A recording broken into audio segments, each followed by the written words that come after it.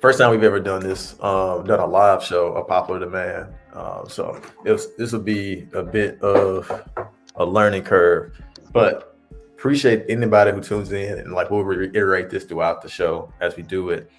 And that is that as everybody's talking in the chat, it'll be kind of hard to like talk, to the chat simultaneously as talk to each other. So we won't be like answering questions from the chat and actually responding to everything y'all say in the chat, but feel free to talk to each other, also say things. And like I'll throw in, like while we're talking, I'll just maybe throw comments up on the screen like this, just so all of us can see it. But the main thing is we won't be like I said, going back and forth the entire time in the chat, because we'll be here forever. But with that being said, we are back. Popular Demand back. Your favorite podcast, hip hop, music, a little bit everything in between. It's me, Jordan, aka J Wop. We have my right hand man. We got Cord with us. What's up, Cord? How you been? Keep that 40 like I'm OVO. You know what time it is. AI Drake in the building. Toronto Blue Jays in the building. We doing it for the country. We doing it for the boy. For now. If it's your first time ever watched Popular Man, you probably would be you're like, okay, that's cool. So Cord's a Drake fan. No. I am merely but an agent of chaos, and chaos is a ladder, and he climbing today. So I gotta support him. For sure. He said the thing. Hey man, the feeling's back. We got the Mississippian with us, man. We got Timberwolves fan. We got DeLon with us. What's up, DeLon? How you doing, brother Jordan? Cam, can't wait to chat with you today. Bragg, Aubrey's Angels, we up. Cord, I don't know when you got this merch, but I'm proud of you.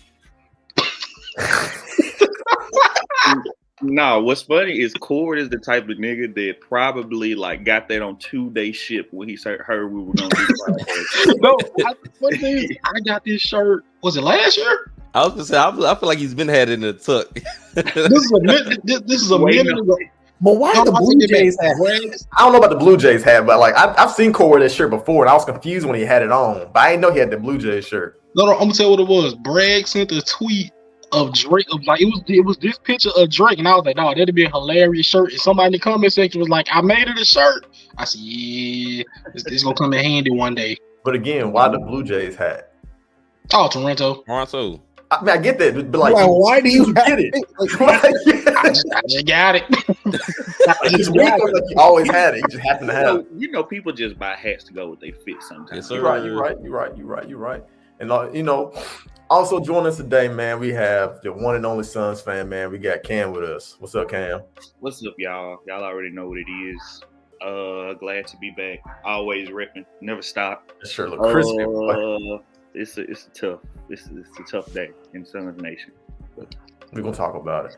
And then, man, we got the main man, basketball analyst. We got Jaquez with us. Jaquez. What's good, man? Glad to be back, Jordan. Glad to be back. What is that? Is that a Mavs logo on that? Oh yeah. Shouts out to my boy Mike, man. You know what I'm saying? He worked for the Mavs. Got me free merch. You know what I'm saying? Shouts out to Mike, man. The realest out here. Y'all know that tweet, man. One day he'll Christian, next day he'll Muslim. I told you, man, I'm not black no more. I'm not Israelite. Come on now. Chris Paul got sent home and he went to Dallas. What's happening right now? But what we do, we talk about basketball, we talk about hip hop. We're gonna talk about a little bit of everything. We're gonna talk about some of the playoff matchups from yesterday, some of the potential matchups today. And of course, we're going to talk about the big beef that has been brewing, that has now exploded. And now we have multiple diss tracks from Drake. We got a diss track from Ross, maybe something from Kendrick on the way. We got a diss verse from Kanye, apparently, to Cole. We got Cole got a diss track that he deleted. I was thinking last night, like, where do we even start with this? Because there's so much shit that happened in the span of like 2 weeks.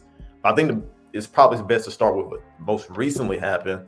And I guess we could start with talking about Drake and his most recent song, because I think that's what's caused people to talk the most, the biggest uproar. We actually were just playing it before we started. And that's Tailor-Made Freestyle with Drake using AI to rap from the perspective of Tupac and Snoop Dogg, and then pretty much pressuring Kendrick to release soon and alluding that his new owner, or at least his new top, is Taylor Swift, and that's why Kendrick was scared to release a diss track on this past Friday when he should have.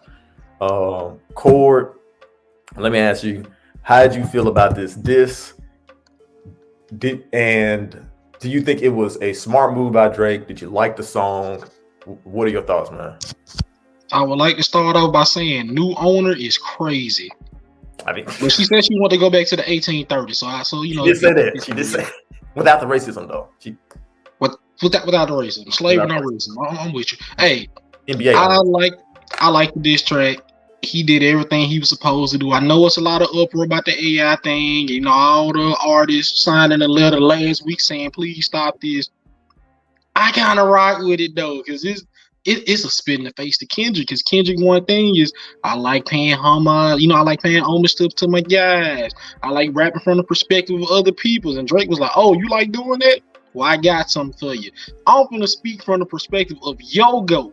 And if he was here, he'll tell you, you better hop in that booth and say something. You better get him back. And the Snoop thing was just insult the injury. Because even when we talked about it in the chat, I said, man, Snoop go hop on camera and say, nah, that's crazy, nephew, and then go to sleep. He is not going to care. And that's exactly what he said. Because, you know, he kind of homies with Drake, too. And, like, yeah. And, you know, just the way he reacted, I wouldn't be surprised if Snoop knew Drake was going to do something. Like, Drake might have told him exactly what he was going to do, but he'd probably like, yeah, just keep your eyes open. I got something that's going to involve you. It didn't add on to that. He was cooking. The one thing that the one thing that I criticize Drake for is when it come to beef, I always feel like he holding back. That's why when he was beefing with Pusha T, I said he wasn't going to win because he was going to hold back. He is not holding back. He is devious. He is sinister. He is doing everything that he can to embarrass and emasculate Kendrick Lamar. And seeing Kendrick take his time and wait is making me a little worried. Because I mean, personally, I want to see Kendrick win because it's been 10 years in the making. I thought he had something in the vault ready. I thought he had like 10 songs lined up.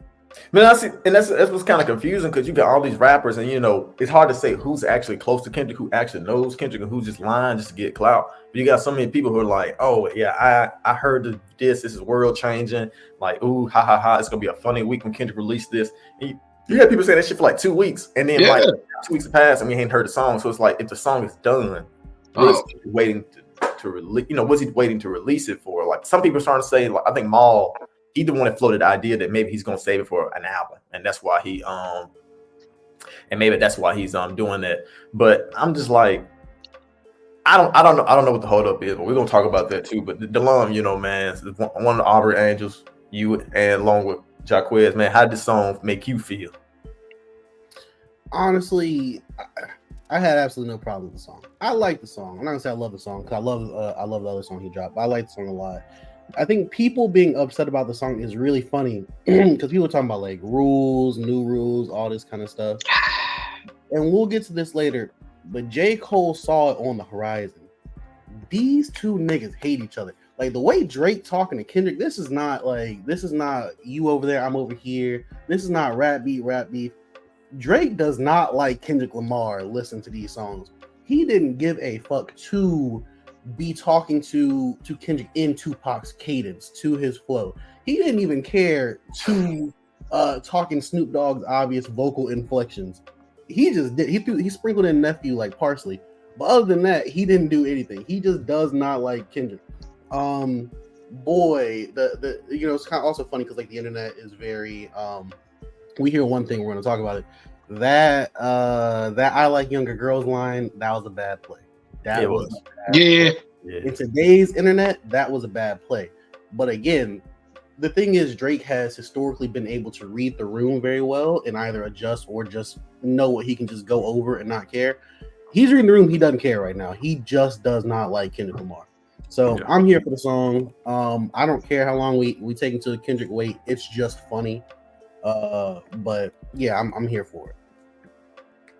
Yeah, the young girl line went that wasn't quite it. I get what he was trying to do, but like just imagine if like you had zero clue that was even allegations. Yeah, that was now you're like, huh? Drake. Why would Kendrick say that, Drake?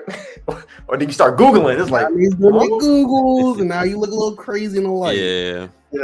And like I think I was telling Jacquizz between Mike then and Mike now. Come on. And I was telling like Jacquizz on the phone was I don't know if this like I think he's doing it so like it don't sting as bad. You know, that's the whole thing. People doing beef, like you bring up your own issues to the other person. It doesn't hit as hard. I'm like, that's something that like if Kendrick like really like expands on and got some like facts and names and dates, then it's gonna look that bringing it up then is not gonna make it better. So he could just left that out. Like he could just left that completely out the song and he'd have been fine. But I wanted to touch on one part. As your local software engineer who actually works with AI, I think Twitter doesn't know what AI is. So essentially, artificial intelligence. What Jerk did, he wrote the verse and he just had a super voice changer. Like it wasn't like actual AI is when you go and say, "Hey, this is what I want to do," and it spits out an idea or spits out like the lyrics for this what we're trying to do. But Drake actually wrote that stuff himself, and then he just put it into a voice changer, just like any other person who uses a voice changer. It's just a really, really good one because he's fucking rich. So you know what I'm saying? Yeah. So it's just really, really nice. So it wasn't necessarily AI. It was just, Drake recorded it in his cadence and then in their cadence, and then he threw a voice changer over it and then put it out there. And AI, and if anything, the AI may have made it cleaner or sound a little better, but nothing was artificially made. You know what I'm saying? If that makes sense. And I guess, maybe I'm being obtuse. Maybe I'm not being as empathetic I should be towards art, content creators. I mean, we're content creators ourselves, but, it makes me think if like, I don't know, for one thing, like you said, I told people on Twitter, as long as Drake did not have his verse written by AI, I do not care what he did. Specifically speaking, if he wrote the verse himself and all he used was his computer to alter his voice, he just used a voice filter. He used a voice, like people saying, "Oh, this is creatively lame. Like this isn't creative at all." Using a voice filter is not creative. Like I don't understand. Like I'm not saying using the voice filter made him creative, but I'm saying that like the usage of it is not creative. I didn't quite understand that. Like he just made himself sound like Tupac. He just made himself sound like Snoop. And to be honest with you, he didn't even really sound like Tupac to me. To be completely honest with you, like I didn't realize he was trying to rap. I didn't realize he was using Tupac's voice until like towards the end of it when he started saying like Machiavelli, me and Snoop. I was like, oh, okay, this supposed to sound. He sounded like a random fan. Sound like J-Rock. Yeah, he sounded like J-Rock. He sounded like people on the TL to me. I said, oh, he's imitating what people on the TL have been saying. Because really, that's all the shit that people on Twitter had been saying up to that point. And so I was like, when I got Twitter, people like, man, this is so lame using Tupac. I'm like, you don't really even sound like what Tupac. It is, George. Moving. You know what it is, man. And to me, it's super creative because, like Corey said, rapping from different perspectives. That's usually Kendrick flow. That's usually what Kendrick do. He went in and said, I'm gonna rap from your GOAT's perspectives and show and make it sound like they are disappointed in you. And people are saying like, oh, that's disrespectful to Tupac. He didn't ask for Tupac's family's permission like Kendrick Lamar did. That's true, but he don't give a fuck about Tupac. He don't care. Hey, that's not his goal. Yeah, West Coast. He don't have to respect Tupac. People saying like, oh, Drake don't care. This is a blatant like trampling on hip hop itself. You don't have to love every legend in hip hop to be hip hop, man. People back in the 90s hated Tupac. People in the back in the 90s hated Biggie. He obviously don't care about Tupac. That don't make him not a person in hip hop. To me, it don't. And also, it's rap beef. When he was beefing with Pusha T, we told him verbatim, ain't no rules. You can diss the dead. You can say you can up the levels of disrespect if you want to. And he went and got the OVO Ouija board and pulled out the soul of Tupac and told Kendrick to speed it up. We need you to rap. And that's what's it's so funny because people saying like, oh, Pusha T could talk about a man dying, but don't talk about a man he's actually dead. I'm like, not hear y'all say this. Like that don't make sense. Well, what did he say that was actually talking about Tupac himself? Like, no, they say it's disrespectful to bring someone's voice who might not have agreed with you if he was alive and using his rap voice. Kendrick just shot on Michael Jackson like a song ago. Exactly. He was OJ Simpson. it's like if I had like it's like we had like OJ Simpson. like we had AI Jacquez on the podcast, and he was on here. He on here, down talking Chris Paul, saying Kyle Lowry ass, and he like Jacquez, and you call in like, man, that's not me. I wouldn't agree with that. That's so disrespectful, funny. That's what people are saying, but nigga use AI to tell the truth. Oh my bad. I see you in Cancun, buddy. I Cancun. Ant restoring the feeling. Ant restoring the feeling. Hey, we're gonna get there. But also, Jordan, people are talking about like ethics with AI and all that kind of stuff. This is obviously now my issue is going to come if it goes up on Spotify and we're selling it.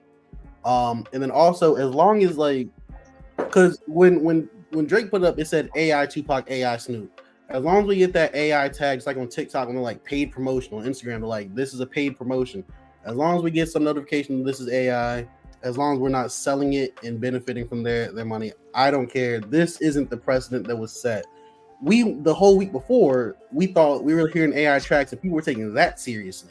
People were responding to those. Like, it wasn't yesterday where the AI precedent became bad. It was already before that. It's been 2 years. I've heard Patrick Starr singing every song under the sun. I've heard him singing Jolene by Dolly Parton. Yeah. This isn't going to be it. If Drake tries to sell it, that is where the issue comes for me. He obviously is being disrespectful. And I kind of, like I said, this may come from a place of being naive or ignorant, but like I was thinking to myself, like, this is a parody. Like, he is obviously doing this to be funny. Like, how different is it than like South Park or Family Guy, drawing like Tupac's likeness and then getting someone to sound just like Tupac and then making a joke in a scene? Like, it's clearly like you like parodying has always been fair play when it comes to like replicating someone's likeness. And in this instance, he is replicating Tupac's and Snoop Dogg's likeness to create characters on his song to make fun of them. And like from a rapping standpoint, from an artist standpoint, as long as he's the one who penned the script that these characters are doing, I'm thinking like, okay, from his standpoint, his artistic integrity is intact.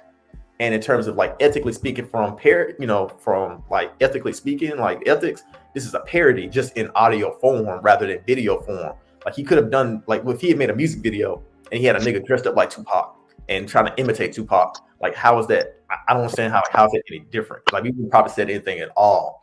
But that's my standpoint. And one thing that's really interesting, going back to something that going back to something that Jacquez said is that, the moving the goalpost type thing. It's interesting because we sit up and we say, all right, you shouldn't do this, after the record's release, you shouldn't do this. But then the minute that he does this, it's like, oh no, you shouldn't do this. But had he not done this, it's like, you should have done this. It's like, it's always, it'll never be enough for everybody. You can't ever satisfy everybody.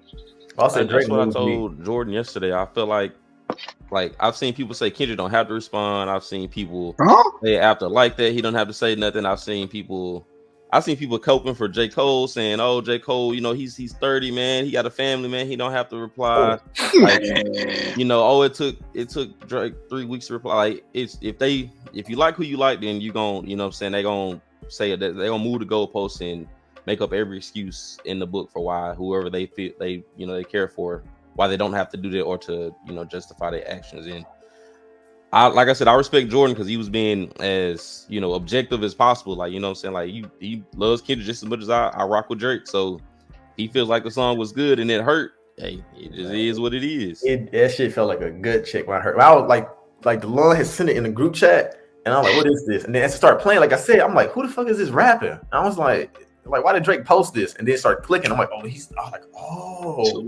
then at the end of the song, I was like, man, I can't believe this, man. Like, I'm sick to my stomach. Like, I know this gonna reach Kendrick. Like, that first diss track was like, which was a solid diss track because it had to address like 10, 12 people. Not that many people, but it addressed a lot of people. You had a list. It had a list of people. I was like, well, this is a solid diss track given the number of people had to address. But I didn't feel like he said anything to Kendrick that would make Kendrick be like, I hate this nigga. He already hate him. But like this, I feel like that's something to make a nigga grinding their teeth listening to it. Like, I can't believe the nerve, the audacity. And I think that's what people like fail to realize. Like, Drake could have rapped from the perspective of Tupac and Snoop without using a voice filter, but adding those on made it more disrespectful, which is the whole point of beef, is to be super disrespectful. And So I respected the disrespect. I was like, this is a creative, something I wouldn't have predicted, and I think it was done well. I saw a line or two, like we talked about the young girls line, but like he should have had that in there. But outside of that, I thought it was really good disc. And it's funny because I had people on Twitter saying, "Man, y'all dick ride Drake all the time." I said, "Just Google." I said, "Man, just search my Twitter and Drake's name, and you will know that's true." Yeah. I mean, granted, it's crazy, but I promise you, I don't. No, it's crazy. I'm critical of Drake all the time. It's crazy. It's crazy. But I will say I don't think that I personally don't have Kendrick on the timeline to respond. Not so much more than anybody else. But I will say Drake is a front running ass nigga. The more he does not respond, the more disrespectful Drake is going to get. Yeah. Then we're going to have direct mentions about wives. Then we're going to have direct mentions about this. As much as I appreciate Drake's music, he is a front runner. So we saw what happened with Meek beef, and then a couple months later, Trying to Be Alive was all just Meek disses. So yeah, it's going to get to a point. And I'll ask a question I asked Jordan yesterday. So what is the perfect scenario for Drake? Like if Kendrick doesn't reply, like does he go for a back-to-back knockout punch to where nobody wants to hear from Kendrick, or would niggas just or if Kendrick replies, like what's the perfect scenario from if you're in Drake? Do you take your foot off the gas if he just doesn't say something, just wait for him to reply? Like what do you do? I think the perfect reply would be Kendrick releasing something too alien voice, too creative. It's like, all right, we kind of here for beef. Drake will probably throw up an LOL on his Instagram stories, and then that might be the end of it. He'll just sneak this for the rest of it. But Drake will probably only respond if Kendrick's response is respected, which I anticipate it will be. I could also see Kendrick trying to out creative to the point of like it's not even valid. I feel like Drake's going to do some shit like try to rap like Kendrick on this next song. So something just tells me. One thing people like about Kendrick, the way he raps, like the whole alien voice type deal. Like I think he's going to like try to poke fun at how Kendrick raps on the next song. I think that's exactly what he's going to do. Cole, what about you, man? You feel like there should be a timeline? You think that's too little, too late for this? Look, man, this is 10. Look, I'm all for taking your time as an artist. This is beef. This is 10 years worth of waiting. You been sending shots. He been sending shots. I'm not trying to wait 6 months. Because waiting on Kendrick is wait. Like I saw Tennessee about on Twitter. I was like, y'all talking about wait till the album. I'm like, we don't know if the album coming out next month. That shit might be 3, 4, 5 months from now. That is not good. It might be a year from now. And that's the kind of like the thing too is like I don't like timelines in hip hop beef has never been a thing. Like people used to respond to each other on albums, and they didn't used to be like back to back, week to week back in the day. Like timelines didn't become a thing until Drake started pressuring Meek Mill to rush and release a reply to him. That was like the first time anybody was like, you got to reply within a week or 2 weeks. And so that's never really been a thing in rap until Drake made it a thing. And even after that, you don't really hear people saying, oh, you got to reply to somebody in this amount of time. But you kind of hear that during the Pusha T and Drake back and forth. That did happen pretty quickly. But outside of those two beefs, like beef involving everybody else, nobody else has ever been put on a timeline. But like Delon said, Drake is a front runner. And this tailor-made diss does not even happen. I'll tell Jarquez this. This doesn't even happen if Kendrick actually replied, because everything he said in that song wouldn't be valid anymore. So he couldn't even release a song if Kendrick actually released something. So like Delon said, the longer Kendrick waits to reply, it just gives Drake more ammunition to use against him. So yeah, he doesn't necessarily have to reply in 2-3 weeks, but the longer he waits, the more shit Drake can drop on his head. And then it's like, okay, Drake gonna release like 3 or 4 songs embarrassing you, calling you out, calling out the people you love, and making fun of you. And it's been 6 months, and now you reply, and it's just one song. And does that one song outweigh everything that Drake said about you up to this point? It puts you're in a hole at that point, and you're behind. And I hope he replies in the next week. I think he needs to get his foot in the door in this and like show people, because like if you got this is the biggest rapper. You got the biggest rapper in the world on your head, clowning you on the internet and clowning you on the music. you can't, and you're supposed to be the best rapper. You're supposed to be the best rapper ever. That's what y'all debating about. So if he's getting in the booth and taking time out to release songs about you, you need to be in the booth taking time out to release songs about him. You know, that's what you need to be doing, man. That's my opinion. That's like I said, that's my goat. He's my goat. But that's what I need from him. And the thing is, he threw the first jab. So I would have I remember when we first talked about when Like That came out, is that okay, he must have something in the tuck ready. So as soon as he dropped, as soon as Drake respond, he gonna respond back, because we not in the same. I know Mara was telling me the same thing you were telling me earlier about responding on albums, and I was like, that's because we in the the 2020s. Like, you can, me, Cam, and Core can make a song literally right now, and I can drop it by 11 o'clock today. We can record it now, and I can drop it at 11 o'clock today. Like, it don't take you, like, you seen how fast Ross responded. I don't know if all that he did that, if he already had some of that pre-written, but he responded extremely quickly. Immediately. Like, why can't Kendrick do the exact same thing unless he's, I don't know what he got going on. You probably can tell me better than I can, Jordan. It may be part of his plan. Like, we don't know what Kendrick has planned or what kind of song, because apparently he's had some prepared. Apparently he's had some prepared for years for Drake. But then I'm like, okay, that may be true, but the more Drake does, the more outdated that this track that he has planned becomes, because now you gotta, because if he did it, like I said, I don't really think like Push-Ups actually really embarrassed or dissed Kendrick that much, to the point that if Kendrick had something pre-written, he'd have to go in and like address what Drake said. But now I feel like after what's happened, now you gotta address this nigga talking about making fun of Tupac, making fun of Snoop, and like making fun of you for basically Taylor Swift being your new top. Yeah, your new top. So now you got stuff. Now you got new stuff to address. So now if you had a disc ready, you kind of got to change it a little bit to address the new stuff, or you have to make another song to address the new stuff. So the longer you wait, like, you just have to do more than you had to do originally, and that's why I hope he replies in the next week, man. No more. Oh man, like he needs to get in the booth, man. Do you feel like that was a strong enough diss for Drake to? How do you feel about the Like That? You didn't feel like that was a super strong diss as well, or you feel like that was just? I figured I saw Like That the same way I saw Drake's mentions of Kendrick on Like That was a bold statement. It was a bold proclamation, like, hey, I'm better than you. I'm better than J. Cole. I think that we need to. I'm willing to prove it to y'all. I'll put you in the dirt. That was a war cry. Like, hey, let's do this. And then Drake's mention of Push-Up, he said just enough to let Kendrick know, like, hey, we gonna do this now. And so that's why I didn't think much of either one of them.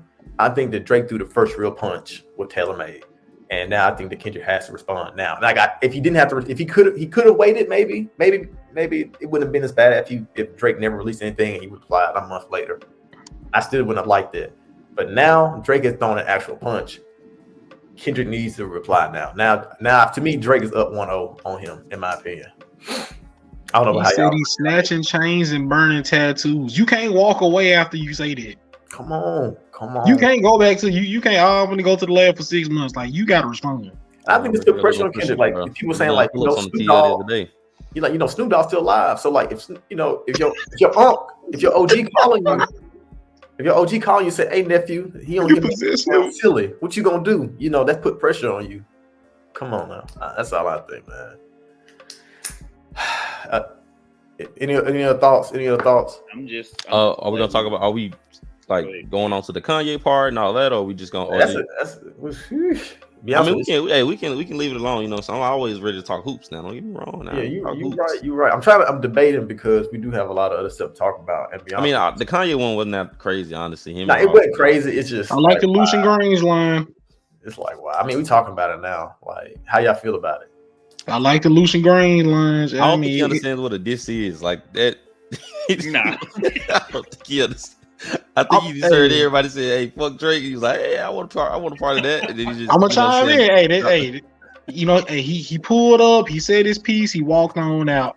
I just want y'all to know I don't like him either. You know what I'm saying? I was the first to do this, like Soulja Boy. I was the first, and I fuck with Drake. The J. Cole thing was funny, though. I don't like Drake either. You said what, Jordan? I said the J. Cole part of what Kanye was doing was Oh funny. no, that was wait. hilarious. Hilarious. Also, I'm standing with Kanye 100% for the J. Cole diss, man. Because this gonna be a podcast throwback. When J. Cole dissed him all them years ago, I said Kanye ain't gonna let this go. Because my brother didn't do nothing to deserve it. Core also said that week that song dropped that he thought that shit was whack and he didn't think that he ain't had nothing to rap about. Oh, yeah. False Prophets. Oh yeah, I remember that fire episode. Yeah. And He ain't had nothing to rap about. were not good. So Core was kind of he was kind of right. So hindsight 2020. Nah, I ain't gonna, but he's definitely the biggest loser out of all this though. Like, yeah, 100% the biggest loser. By a mile. Like, the only way it can get topped is if Kendrick does the same thing. Like that's about the only way. Kendrick is man, not Drake, doing I'm it. sorry, I'm big dog Drake. I'm sorry for saying something to you, man. It's just big you, not big me. It's big you. You know, that's the only way. Like, Cole does not come out the biggest ass out of all of this. I think the funniest thing though, I think Future about to just get out of this. Future is the only one who literally does not have to reply because he has the correct amount of mystique to where he just Drake said what he said to Future. Future literally does not have to reply. He didn't throw up a LOL. He didn't throw up a nothing. He did his 2 albums and he's out. He gave him vision. But you know, it's just like Kendrick. I didn't feel like anything he said about Future was so scathing that Future would have felt like I got to say something. And it's nothing he said that was so bad that people feel like, man, you got to get in the booth and reply Future. So like, there ain't no pressure for Future to reply. Oh, it makes me reminds me, you know, on the song Drake said, "I'm bigger than you in your own city." And you asked me like, how true do you think I think that is? I said, I don't think that's true about Future, man. I think they worship Future like a god in Atlanta, and I feel the same way about Kendrick and Compton. I said, like the rest of California, I can't speak on because I ain't from there, but like just based on people who talk about Kendrick, like he is like was definitely be false. And I will say after his Tupac impersonation on that song. LA ain't rock and roll now. Yeah. That shit definitely ain't true now. And also, I'm gonna say that, and with the Drake thing, like being big in the city, like Drake like a colonizer when it comes to cities. Like he got to find one person in the city, link up with them. Hey, I'm with this guy. Y'all love this guy, right? I'm with him. Like that. That's like you can't say you bigger than somebody in their city, and you was with every Atlanta rapper for like 7 years. Also, recently Memphis people have been like kind of mad at Drake because he keeps claiming Memphis and stuff, but then every time he don't put none of them on. He keeps canceling all the shows there. That's the FedEx Forum fault, man. That ain't that's the FedEx. They ain't big enough. Come on, man. If them are your people. I went to that concert, all the man, and time, you make that time for them, that man. stuff is not fitting in the FedEx Forum unless they push out like at least 8 rows of stuff. Like there's no way it's fitting in the FedEx. And also, they be shooting in the Forum now, so I don't blame. Which is crazy. Shooting in the Forum is crazy. In the Forum is insane. So John Morant. Shouts out to the Hoopers. Oh wait, hey, he even sent the shot at Josh. Yeah, he sent the shot at Josh. Did y'all get in the booth? That shit was. I know exactly what I wanted to ask you, Cord. How do you feel about Rick Ross caping harder for French Montana than he did for me? How do you feel about that, Cord? Hey, I'm gonna say this: when he named the reason why he was beef with Drake, I said, Rick Ross so real and loyal. Then I said, wait, hold up. Where was he when Meek needed shit? That's what I'm saying. Where was he? Okay, but you know what? But this is going back to a bigger point, man. I think everybody just don't rock with Meek. I don't think nobody rock with Meek. Well, that's all they cool to me. I think it's more so, and we saw that except for that one guy we not gonna name. What's Rick Ross' baby mama? It sounds like Rick Ross has been like talking bad about Drake for some years now. Yeah. I was like, at that time, Rick Ross was just too close to Drake to want to speak up for Meek. And you probably think like, Meek, that's your fault, man. You walked yourself into that. They ain't got nothing to do. Yeah. Because that quite literally was Meek's fault. Meek came at Drake. And so like Rick Ross for no reason when he put himself in a situation. But now it seems like Rick Ross, I don't think Rick Ross is necessarily mad at Drake. Maybe he is about what he did to French Montana. It could be that he just don't fuck with Drake no more and he using that as an excuse. But also, dying on the hill for French Montana is insane. What you say, Cord? Dying on the hill for French Montana is insane. That's a real thing. Yeah, that's me, man. Well, you know, as the only person in this country who listened to all 52 songs of that French Montana album with K Rich one day. Shout out K Rich. It was a really boring morning. That is not his worst album. That is not his worst album. So, maybe a Drake feature would have taken it over the edge. Oh no, that hill, that's a crazy hill to die on. I'm not gonna lie. Because at Yeah. that point when Meek and Drake was like, Meek was really on a run, like that, he was at his hottest, and that you And went he was down that making hill, like money you went off of down the me. hill Like for that was your Atlanta. business. Drake destroyed your business. Your money, literally your money. Like that's crazy. That's Let me crazy. ask you this, Core, because I do think we should talk about it. Is let me get your thoughts on J. Cole and this whole thing. 'Cause I think that was a pretty big and significant part of all this beef that needs to be addressed. How do you feel about his original diss and also him walking it back, man? I would like to start off by saying my sympathies go out to Cam and Bragg because for a very long time they have been staunch defenders of J. Cole. And for years, I'll take it back. I am not shocked at J. Cole. I'm not disappointed at J. Cole. I'm not angry at J. Cole. Because me personally, I never believed in him. There's never been a day in my life where I have believed in him. Y'all can go back and check the footage. When we did the top fives, I said I don't think he was big three. This was 4 years ago. I would put Nicki or Future in there. That's I ain't facts. never looked at Cole like he was the guy. Hey, Ain't never been a day in my life I thought he was the Not top Kobe guy. Bryant to us. I told y'all. And I'm gonna say this: last year was the worst year of hip hop, and I said he might be the MVP. And he didn't even drop the project; it was that bad. So when he hopped on the song with Drake, and he was, yeah, I'm big three. I might be one. Like that's what he do. Like he pump fake. I feel like I'm the best, but maybe I'm not. Like I can't stand next to you. I can't support that. He don't stand on nothing. man, Nothing. All his rap beefs was Kanye and kids. It was Lil Pump. It was Lil Diggy. It was Lil so and so. He ain't never had an official rap beef. Never in his life. He was signed to Jay-Z when Jay-Z was the kingmaker. Jay-Z never gave him a stamp of approval. He gave Kendrick a great verse. He gave Drake a great verse. What did he get, J. Cole? Mr. Nice Watch was okay. Stop it. Mr. Nice Watch was okay. Man, we don't even. Cole not the one. He not the I don't know one. about this. Him doing the song with Drake was his proclamation. I might be number one. And then Kendrick was like, no, it ain't no big three. It's just me. And what Cole do? Oh, well, that's how you feel. Well, let me say this. Your first project a classic. Your other one was tragic. Everything else put everybody to sleep. No, that's you. And your first album ain't a classic. Everything that you said about Kendrick that was a compliment would never apply to you. And everything that you said was a diss was exactly about you. And that's why he went and apologized. Because he knew he wasn't talking about Kendrick. 40 City. And he knew he didn't believe it. Because Cole don't believe nothing he say. He'll never be my goat. He was rolling over in his sleep. Oh my God. The timeline of all He'll never be my goat. as a J. Cole fan has been very devastating because it's like, oh man, because I went to the damn Biggest the What tour. Me and Jock Quiz, I think we messed around and went on the same night. So I'm like, I'm on a high, like I'm lit. Like we like, oh man, we the big three, like we started the league. So we up. So then it's like, oh snap, Kendrick dropped this. Okay, Cole gonna come back. It's a little warning shot, it's like, all right, we finna get it going. These niggas squabbling, we going at it. Then it was like, oh man, I'm gonna go on my Dreamville Fest. I'm finna perform this song. I know he finna go stupid. Man, I haven't been able to sleep for 2 nights, bro. I've been hearing niggas bum all of my dreams. I can't, I'm rolling over. And so then it's like, oh man, I get it. Because if you're on the spiritual journey, I'm with you, I'm wearing my turban. I got you. I'm with you, Cole. No, man. And then it's like, no, man. It's like Not only you missed the biggest part. He said, Kendrick, big bro, I'm sorry. I didn't mean none of that. And if you decide to put belt to ass, I'm gonna take it on the chin, big bro, because I rock with you.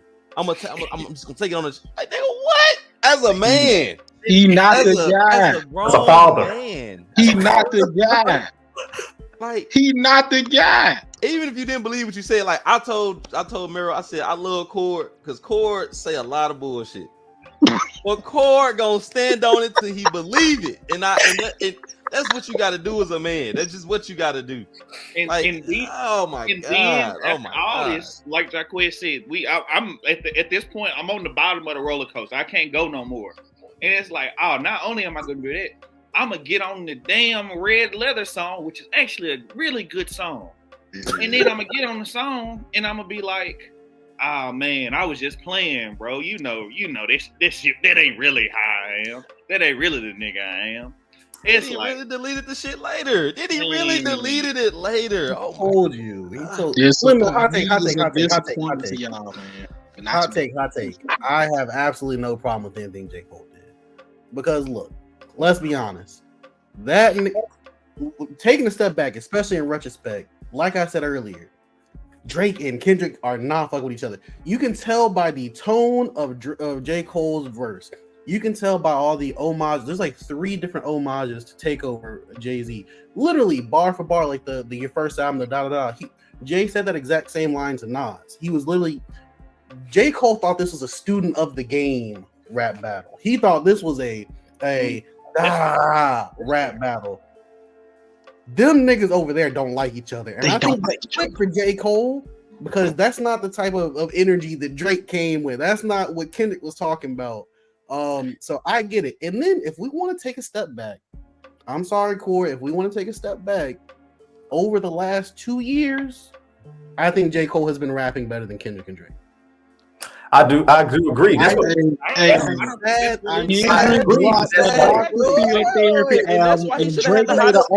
to a Zillion Banks with a house music album. Them MVPs don't count. Look. Corey said he Bill Walton MVP, man. Worse than he got an MVP in a weak era. Hey man, the world had to end. The world had to end for J. Cole to be the MVP, man. I don't respect it. Oh, Mickey Mouse MVP is crazy. He gave the crown back like Jon Snow. Never be my guy. More Miss Morale is my favorite Kendrick album. He's rapping better, and so all the pump faking, I get it. It's just that J. Cole he's like a freestyle swimmer. You know, he's not like we're racing. You know, he's more like a style points, like a dunk contest. Not even dunk. He's a regular season guy. But you can't do that and then be bit like. When you bring the beat to me, you gonna know it's like like I'm talking to you like it's caller. Like you can't be begging for beef for the last 2 years. Yeah, that's the only thing though. You just can't do that. And I know you're gonna have to throw away half the songs on the fall off, because I know half of them he's saying the same shit because he been writing it for the longest, and he was on the Lil Yachty podcast and he was like halfway or like 85% done with it. So I know a lot of that was him just talking his shit.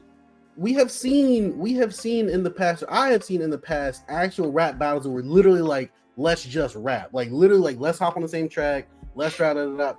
Even fucking Joyner Lucas and Tory Lanez had we're just gonna hop on the same track. You do a song, you do this track, we're gonna go. You do this. That's what I think J. Cole thought this was. He thought this was he gotta know that he rap better. But he saw Drake about to start talking about kids. Kendrick about to start talking about 40 like kids. We were just rapping. And I told Jacquez, I said, you know what, Jacquez, maybe Kendrick and Cole aren't the kind of friends I thought they were. Not. Because I would think that he would know how much Kendrick hates Drake. He must not know. Like they must be friends where, like, you know, he's not the friend that when Drake does something Kendrick can't stand, Kendrick like takes him like, you see this shit Drake doing? That's the shit I talk about right there, Cole. That's why I can't stand it. He ain't that friend. Man, let's keep it. That's not the friend Cole is to Kendrick. Because I figure them niggas ain't been around each other since Black Friday. Since they did the Black Friday song, them niggas ain't hung out since then, bro. Let's just call it a spade, bro. Let's be real, bro. I think Kendrick called Drake. I think Kendrick called Cole. I think Cole called Kendrick and said, hey Kendrick, we finally doing this. I'm excited. And then Kendrick must have been like, man, whatever, nigga. And he hung up. And Cole was probably surprised. Like, wait, hold on, big bro. I thought we were just playing. And that's when he went and got on stage like, look, Kendrick. I'm like, why can't he just call Kendrick and say that? Why he had to say that on stage? Kendrick must have blocked that nigga. It must have been like, he must have realized like, oh, Kendrick is serious about this. I gotta fix this. Let me go tell him now in front of all these people. Also, the apology made sense. There were some words he said. I'm like, all right, you didn't have to say all that. That's what I'm saying. He sounds scared. In general, and saying, hey, I'm not mad, but the big bro crazy.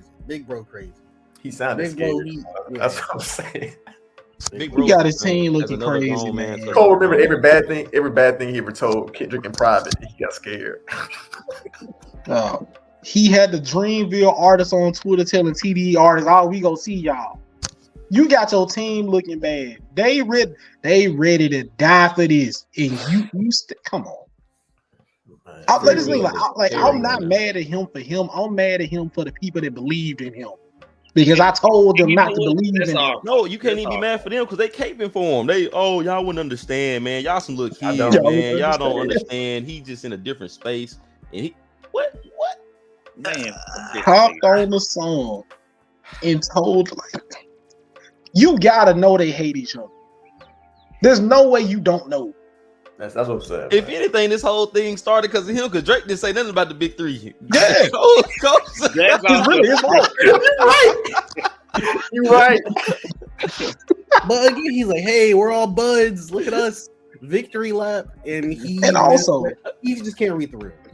Cole's whole thing is, I know people. I know the human essence. I can make an entire song saying Kanye this, that, and the third because I know people. I can make an entire album talking my kids on drugs. You don't know your friends don't like each other. You hang around two people and you ain't never got the vibe they don't like each other. This nigga. Come on. This nigga ain't like I said, biggest loser, man. Donkey of the day, man. Donkey of the day. Yeah, I was saying, like, I can't listen to half shit Cole say seriously anymore. Going forward, knowing that when the tough got going, Cole got the going. Man, I deleted the whole. The album was good. I deleted it. I don't even have it on my phone. I deleted it. Don't be a family man. It's gone. All right. And I told Jordan, I said he can't drop the fall off like within the next year or two. He can't do it. No, facts. It's like it ain't even gonna hit the same for real. Yeah, he got 2025 release date. However long he was gonna wait, nigga, wait some more. They gonna hit Cole with that brother Nature. He like, ain't you the one that remember when you I forgot about that. Hey, that's what he did for beef with No Name, man. Pick up a book. All right, man. All right. Speaking of two friends that don't like each other, man, let's talk about the Sun versus the Wait. Before we move on, we're not talking about the Kevin Gates Hurricane Crispy. No, we ain't talking about that. Huh? Hey, what? Hurricane Chris out of jail. I would have thought he was gonna go to Quavo, Chris Brown. That nigga with the Hurricane Chris out of jail. I thought he was in jail. Oh, I don't know. I heard that was going on. Keep down. You still on that side there, that Cam. You report back to us. That's Delta beef right there. I ain't know nothing about that, boy. Mississippi Delta beef. That's a crazy beef. I don't even want to know what they're arguing about. Some shit ain't got nothing to do. Some shit ain't got nothing to do with it. But all right. So listen, we're gonna switch gears. We're gonna talk a little bit about basketball, man. We talking about the Minnesota Timberwolves, who've been one of the best teams in the NBA this season, man. I think they top. Let's see, they're currently the third seed. Yeah, they're sitting at the third seed, so they're like top 5 in record this season, having one of their best seasons all time for Minnesota Timberwolves, and they're facing off against the big three in the Phoenix Suns: Bradley Beal, Kevin Durant, as well as Devin Booker. This first game one already happened. They went up. The Timberwolves already gone up 1-0 on them boys. Cam, how do you feel about this matchup overall? And what adjustments can the Sun make going forward? All right, so I'm gonna start off by saying this. I respect the Timberwolves. I am not a Timberwolves fan just because I hate the line, but I actually do like Anthony Edwards. When we were having this whole who's gonna be the next face of the NBA conversation, I was like, Ant, man, he real, he like a real nigga. He like AI 2.0 from the extent of he not gonna hold back his blackness for anybody. It's a real Atlanta nigga. So I can appreciate Ant Edwards. I like him. I always thought that if he can ever get to the point where he's consistent, which he has been a lot for this season, more than any season before now, I thought he could be a really good player. I thought he could be, top 5 in the NBA type player. So with that being said, I like the Timberwolves. They're a great defensive team, and that showed yesterday when they let the boys play yesterday. Like, none of the ticky-tack foul calls that were called in the regular season. Like, this is real playoff basketball, and it's going to be a very physical series, which bodes better for the Timberwolves than for us. But with that being said, I like the matchup coming into it. We were 3-0 or 3-1 against them in the regular season. I think that overall we have more offensive firepower than them. Than as in the way the NBA is today, offense usually outranks defense. But I mean, for the most part, they're a great defensive team. We weren't able to take advantage of the Rudy Gobert switches yesterday as much as I would have liked to. He is really holding his own out there, guarding on the perimeter, and it helps because we have Nurkic in the game a lot of times, and we got out rebounded horribly, which I don't really understand, but I kind of get it because the Timberwolves are a great rebounding and defensive team. But I mean, Jaden McDaniels did a really good job on Booker yesterday. He had him in the chamber. Karl Towns did a better job on KD than I thought. But for the most part, it's game one. Nickeil Alexander Walker, is that his name? What's his name? Yep. Yeah. He played out of his mind. That's what role players do at home in the playoffs. It happens all the time, and that won't bode well for us if we end up going to game 7 because we know what the Suns do in game 7, like always. But with that being said, I'm not too worried about it. They won one at home. The goal as a team in the playoffs is to steal one on the road. We could easily go in there and kind of fix. I won't say easily. We could go in there and fix the game. It was pretty close throughout. Ant went kind of nuclear in the third quarter, and that's just stuff he gonna do. We probably gonna need to send some blitzes at him. But for the most part, I don't feel horrible about the game. I had a feeling they were gonna come out and shoot well, play well. I don't feel horrible, but we're gonna need to make some adjustments. But yeah, because you spoke to it, Cam. About the rebounding. That's the big thing. The Timberwolves are big. Rudy Gobert is huge. So is Karl Towns, and then they have Nas Reed as well. The Suns were out rebounded 28-52. That's how big of a difference was in rebounding. Which is gonna be a recurring theme. Like we're gonna get out rebounded probably every game of the series. It's gonna happen, but we're gonna have to combat that. We're gonna have to hit more threes than them. We're gonna have to get on fast. Because of that, the Suns had 13 less field goal attempts than the Timberwolves. So if you're gonna have that many, you have less shots than them. But to that extent, you got to hit more threes than them to make up for it. But 13 less shots than your opponent, and then about 24 less rebounds. That's hard to overcome every game.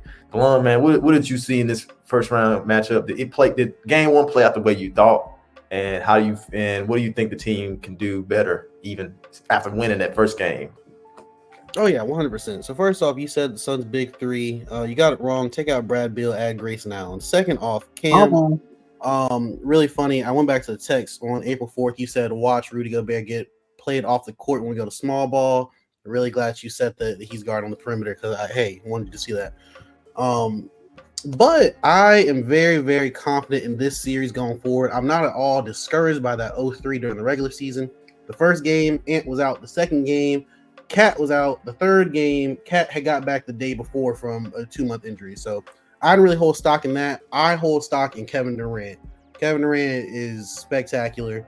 It's just going to be a team effort on him. Even when they were playing the most immaculate defense of all time, you know what Kevin Durant does. He literally just goes up. But I don't care about Kevin Durant because we have Jaden McDaniels who's going to do. Yeah, the rebounding is exactly what we thought it was going to be. The weakness of the Timberwolves this season has been that they are the number 1 defensive team, but they do not run in transition. They're like 28 or something in transition points. They were running last night.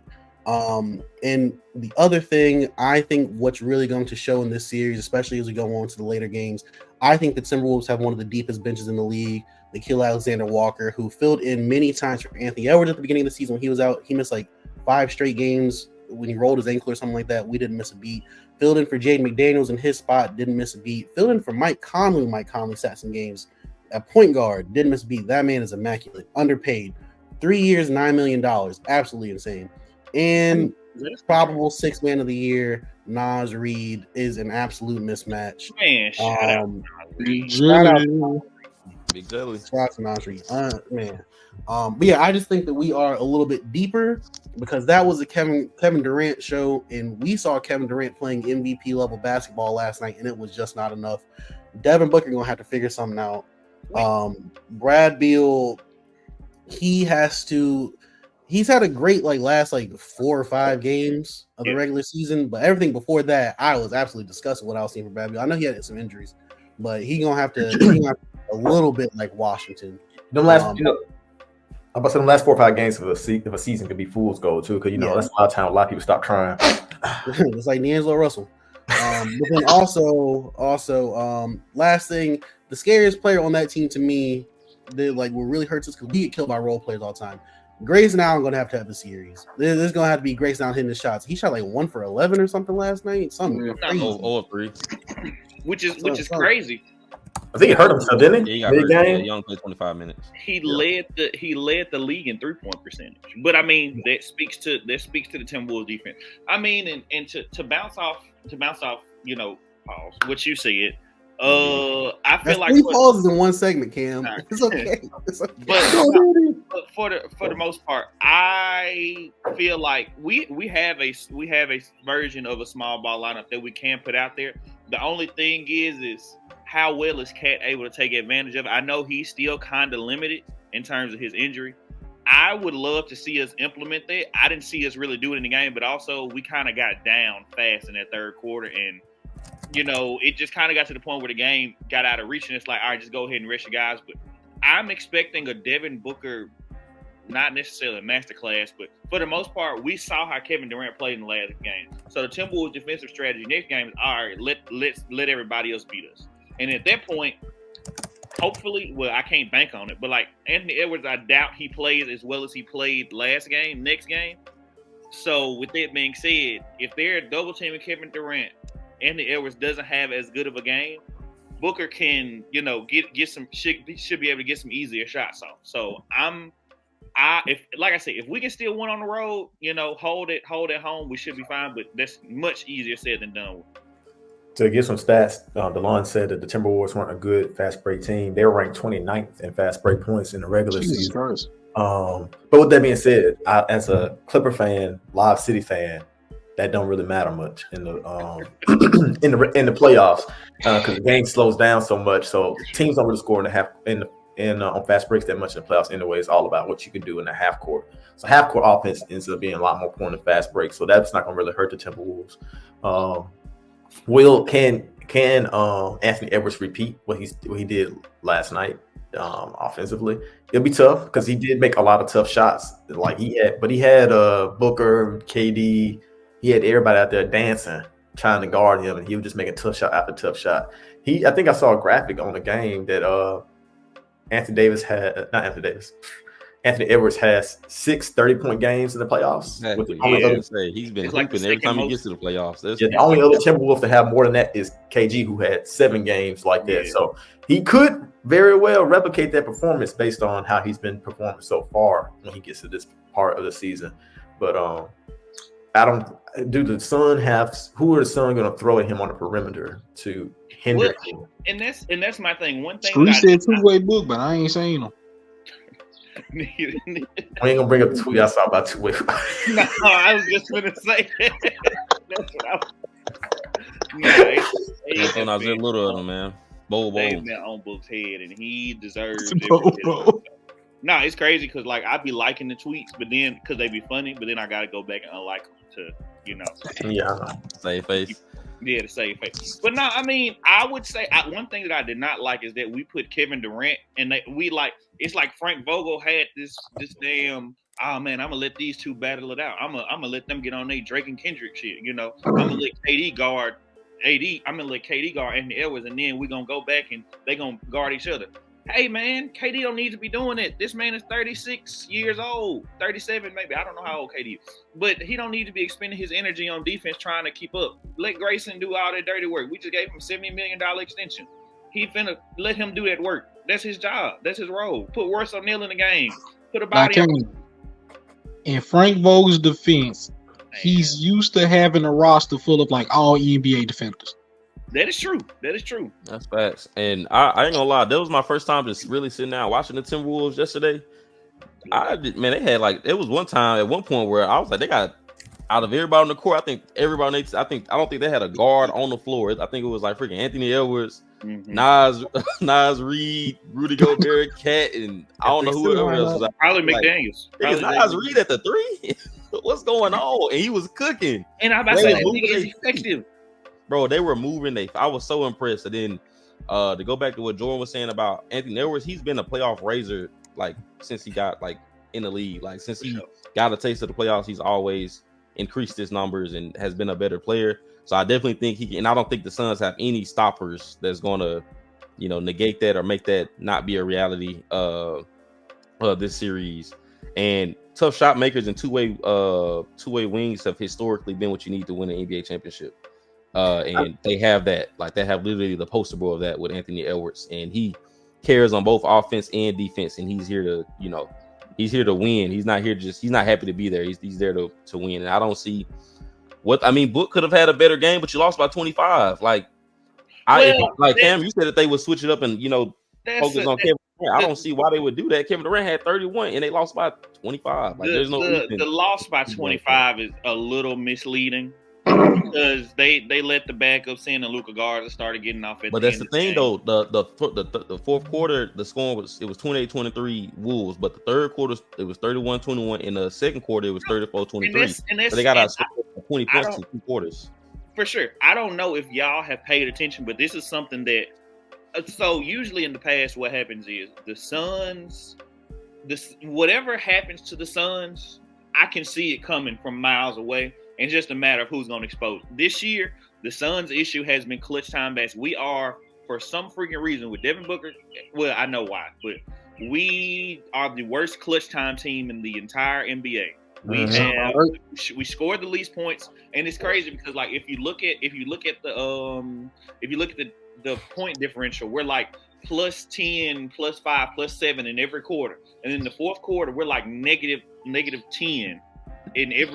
Throughout the entire season. So we are the worst, but that boils down to not having a true playmaker, which is crazy. But not having a true playmaker on the team, somebody who can set guys up. CP3.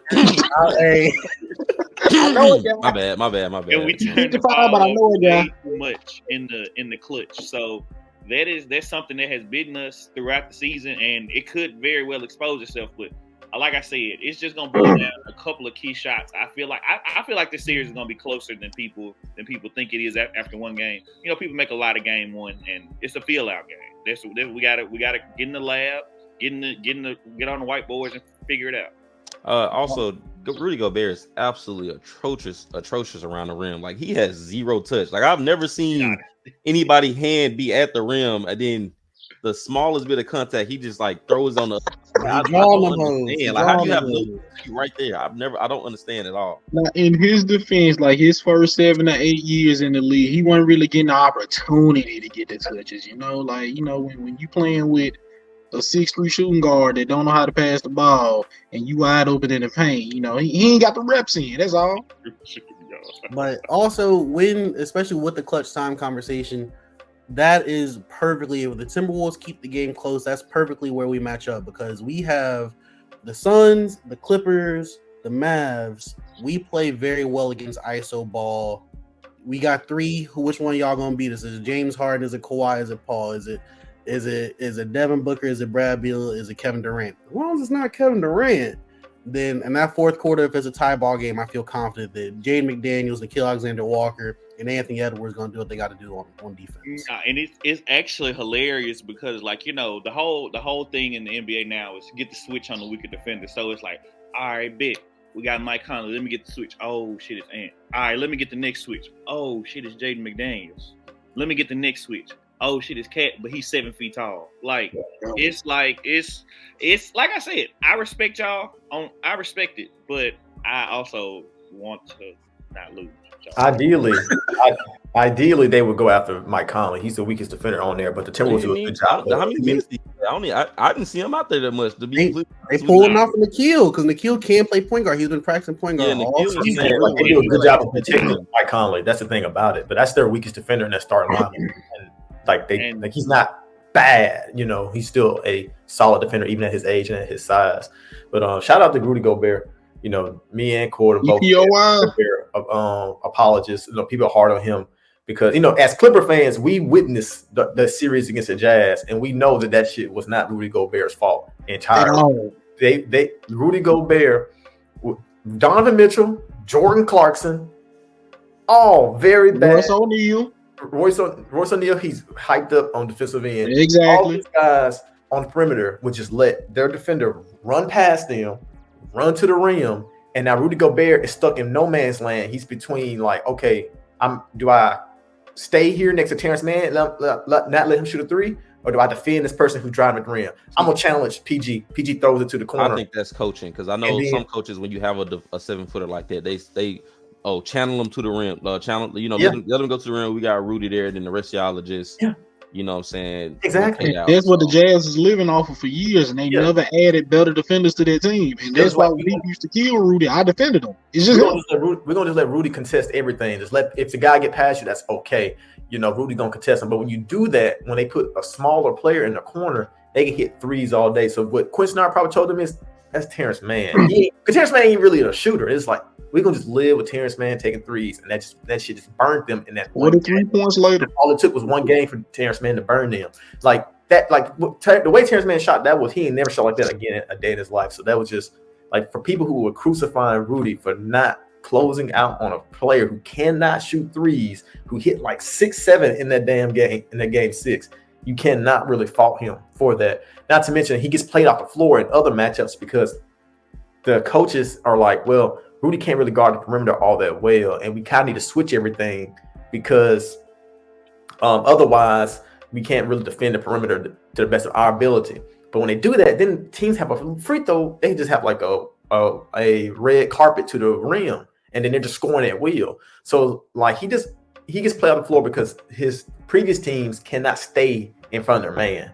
Now he has Mike Conley, Jaden McDaniels, Anthony Edwards. You can't run Rudy Gobert off the floor now because you have to first get through the defenders in front of you in order to get the defense in rotation and force Rudy Gobert to have a closeout on the perimeter. So you can have KD in the corner, but it doesn't matter and you got KD at the 5 in the corner, but it doesn't matter if Devin Booker can't get past Anthony Edwards. If Grayson Allen can't get past Jay McDaniels, the defense is going to stay right where they are set in their own defensive set. So shout out to Rudy Gobert. I hope he gets validated on this playoff run. I hope the Timberwolves have a deep. And that's why DPOY is a team award. Man, I want y'all to know that. And also, Rudy was getting it with a terrible defensive team. And look at the success he's having when he's actually surrounded by willing and capable defenders. God bless. Defensive player of the year is it is a team award because you could be a very great defender on a bad team, or aka Victor Wembanyama, but you ain't gonna win the award because your team is bad. Defensive player of the year because when he's on the court, they're like a top 2 defensive team. When he's off the court, they drop to a bottom 5 defensive team, and he has more stocks, then he has more block steals. In every metric, he's been the best defender in the league, but he's not gonna win just because his team's ass. Yeah, so. They're not trying, Rudy. They not trying. Rudy. I know you saw that clip where it was a 3-on-1 fast break, and them niggas did not want to go. No, they were terrified. They were terrified. Wait, but also, who trying Wendy? But also, a stat that doesn't get counted is like you said, when a guy comes up to Rudy, I see it with the Clippers. I see guys start driving towards the rim and they turn around. They don't show up in the step. They don't show the ball out of bounds. Or when Rudy just swats at a pass, he don't actually block it, but he's still contesting. That's contested. Contested shots is not a stat that shows up in a normal stat sheet. So I just know from experience as a Clipper fan watching Rudy Gobert play against the Clippers, he does a lot of things that just don't show up on the stat sheet. No, but those same things apply to Wemby, and I just feel because they're getting burned because one, he's a rookie, and 2, because honestly his teammates are ass. So honestly, Wemby's getting some insane push because usually if you were as good of a defender he is on a bad team, usually you would get ignored completely. The fact he's even in the conversation says that the people actually are respecting him. Because I can't think of the last time someone won Defensive Player of the Year and they were on a team that wasn't even a playoff team. Usually a guy on a playoff team is what gets Defensive Player of the Year. I don't think it's rarely ever happened to somebody who was on a bad team and got Defensive Player of the Year. Rudy gonna have the most defensive players of the year in the NBA history.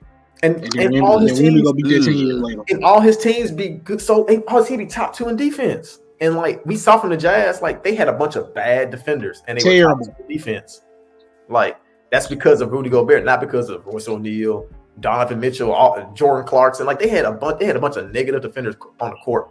Like they had like 4 people on the court that couldn't defend except Rudy. Paul George was walking to the rim. Royce O'Neal was their best defender, and he's solid. That was their best perimeter defender, and he was solid. Nobody else on that team was known for defense. That was it. So before we go on, we should have gave the Jazz 2 more first-round picks to keep Jaden McDaniels, man. Jaden McDaniels, immaculate. And the last thing, like I think was it DeLon or Cam mentioned about how you have like this guy here, this guy there who's really good at defending. Timberwolves make guys take mid-range shots, and that's usually worked for a lot of teams. You know, they're like, oh, you think like, okay, well, the Clippers could take mid-range shots, the Sun could take mid-range shots, but the issue is that they guys still have to shoot over these big, solid defenders like Jay McDaniels who are long. So they're getting funneled to the mid-range, but then they still have these long arms contesting the mid-range shots, making them hard. And that's why the Suns are kind of in a bad space offensively because the shots they like to take make Kawhi look normal, man. What was that, Cord? The Wolves made Kawhi look like a regular-sized human when they played them. Him and PG. That's why PG had one good game against Timberwolves all year. That's because he can't bully nobody in the mid range because Jay McDaniels like his size and really strong. Like it don't work, and so that's why they're a bad matchup for the Clippers too. Wait, what's he doing? The Clippers gotta get past the Mavs. That ain't happening. Never mind. That ain't happening. I don't even know the Kawhi playing. Let me go look at this injury update. Probably not. Probably not. Let me just go on to the next topic, and I'll figure that out while y'all talk. But it's been a long time since we recorded an episode of Popular Demand, and I know me personally, my music taste has changed dramatically since the last time we've been on here. So just to start us out, man, like DeLon, how has your music taste and the way you view music changed since the last time we did the podcast? Well, it's interesting because, and I think everyone will be able to attest to this, us not doing the podcast means I have to listen to a lot less bad music for the sake of the podcast. So I think I've gotten into my old man bag where I stopped searching for new music as much. That said, Drake's still on the list. I've gotten real into Lil Yachty and the Concrete Boys. Come on. I think I've gotten to my Grown Man album. I think since we last did the podcast, Missing Around the Big Steppers is my favorite album that's come out. I'm in the more grown man. So last night I went to bed listening to Life is Good by Nas, threw that back and I'm an adult now, let's do it. Also soundtracks. I'm getting really into soundtracks lately. That Spider-Man soundtrack from last year did it for me. I think a couple of soundtracks did it. I think I went back and listened to that Superfly soundtrack the Future did, and I really like that. So a lot more grown man out. That was really good. That Superfly soundtrack was really good. Yeah. Is Jordan frozen? No, I'm trying to figure out why play today, which I don't think he is. But I'm googling. Jordan doing That's the fair. challenge. Cam, tell me how your music taste have changed, Cam. Music that I've been getting into the last year or so is like, I guess like the newer West Coast hip hop. So like Primo Rice and Larry June. I hadn't listened to them, but I've been listening to them a lot more as of late, and I'm really fucking with it. I really like failed you, Cam. I'm sorry, man. You look like a Larry June nigga, Cam. You look like a Larry June kind of guy. I'm liking it. Pork the core coolers. I'm Kennedy the second, man. I don't like that nigga, man. That's what I've been into a lot lately. I mean, I don't know. I know we talked last about how last year was not a really good year in music, and it's funny because I look back at, they do the I don't have Spotify, sorry, but I went back and I did the Apple Wrapped thing, like where they not rap, but whatever it is. But I went back and looked at it, and I realized that most of what I listened to last year was older music. So like a whole lot of old Drake, a whole lot of old J. Cole, a whole lot of Big Sean, actually, surprisingly. But just a lot of music that I thought was good then was still good now. And I've been listening to a whole lot of like trap music, which is kind of crazy. But yeah, like Boss Man D-Lo. I've been listening to a lot of him lately. He tough. Yeah. Hey, let's see on that Pooh Shiesty run right now, man. He on that 2020 Pooh Shiesty Yeah, run. he going crazy. The sound is getting a little repetitive, but that was to be expected. It ain't broke, don't fix it, bro. You just gotta ride the train till the wheel fall off, man. Cool. What about you, man? What you been bumping, man? I'm very interested to hear this. Let me see. I gotta think about my Spotify rap. I've been listening to a lot of Yachty. He been coming through with projects since we stopped recording. I've been listening to Rina Sawayama, love her. She always come through with something. Hey, come on. Come on. She always come through with something. Let me see. Electric Wizard is a British metal band. All their albums mad old. I found it randomly and I love them albums. And also hip hop Alchemist. I've been running like all them Alchemist collab projects. Yeah. Like I'll be honest with you, like I listen to him like when he do some Action Bronson, I listen. And one day I said, man, let me go check what he got. He had like 20 albums with everybody. And Wiki. I've been listening to Wiki. He always had like a good guest verse on something. I'm so glad you came around. Did I just hear you say a British metal band? British metal band. They had 2 of my top 5 songs. Okay. What's the name again? Electric Wizard. Electric Wizard. I'm not tapping in. I can't wait to never listen to that. I've always. Can I forget something? So record. I feel like I'm forgetting artists right now. Let me see. Oh yeah, Boss Man D-Lo. I haven't been listening to Boss Man D-Lo. Everybody on the Boss Man. Yeah, no, I'm gonna say it's this one dude. He do 2K videos on TikTok, and it be a different song every time, and they all tough. So I just been downloading them.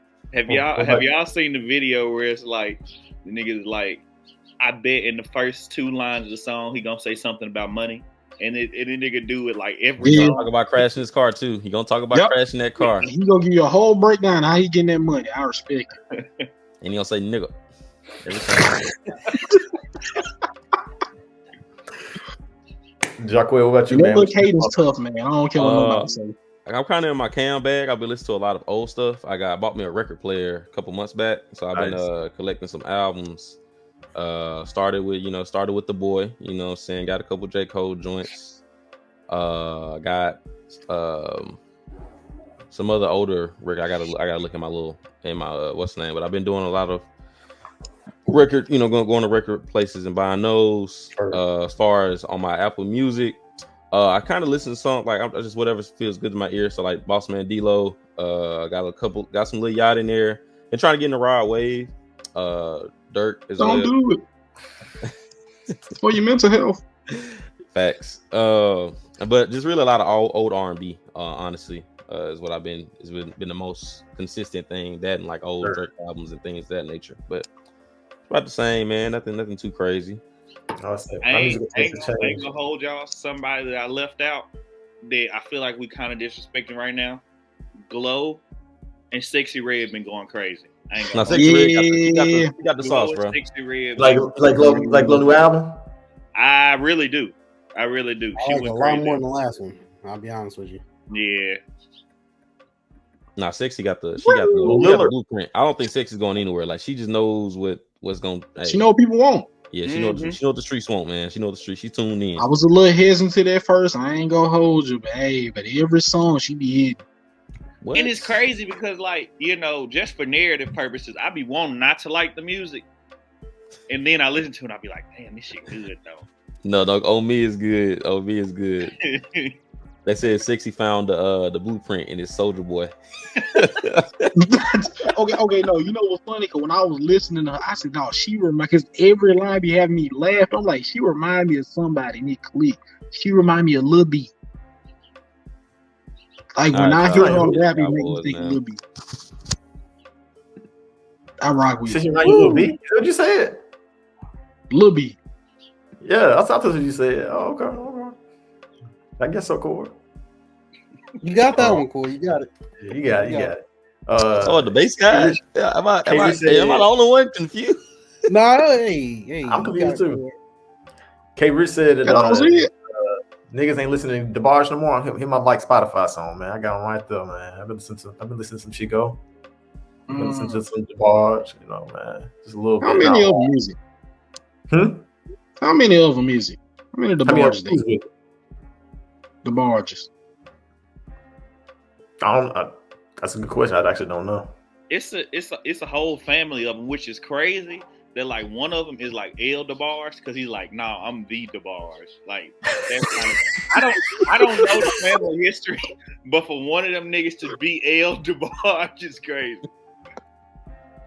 But that's I don't know how many. I'm gonna do some research for you actually find that out. How about to say I listen to Chico. I don't listen. Let's see. I don't listen to Bunny. I ain't listen too much L either. But in terms of music taste, I think I was telling somebody. I think I might have been telling y'all that my music taste changed pretty drastically. I mean, I've always been appreciative of like all genres, but I listen to primarily rap every single day. And I think it started to change when I was at work, and this guy I sat next to had played his music out loud every day, and I was like, man, this shit kind of sounds crazy, but it sounds good. What is this? He said it is EDM soul punk funk. I said that cannot be. I said that can't be a real genre. He said no, it's a real genre, EDM soul punk funk. And I said, yeah, send that to me, man. I'm kind of vibing with this, and I started liking the music on it. And then Spotify, that's when I started using Spotify. Spotify started recommending me music on top of that. And then I started like hearing a whole bunch of new music I had never heard before. I started listening to a lot more house music.